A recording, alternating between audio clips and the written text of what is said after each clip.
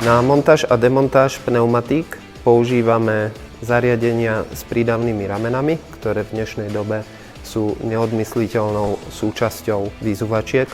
Je to hlavne kvôli moderným rozmerom a profilom kolies. Rozmery kolies sú veľmi veľké a profily veľmi nízke. Rýchle odtlačenie pätky pneumatiky je zabezpečené pomocou pneumatického piesta s odtlačacím ramenom, ktoré je kvôli bezpečnosti ochránené plastovými dielmi. Upnutie kolesa do čelusti taniera výzuvačky, tiež čeluste musia byť chránené plastovými krytkami.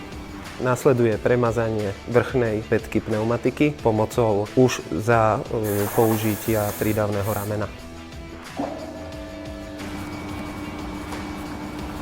Na disk je dobre použiť plastovú ochranu voči poškodeniu lakovania a drahších diskov.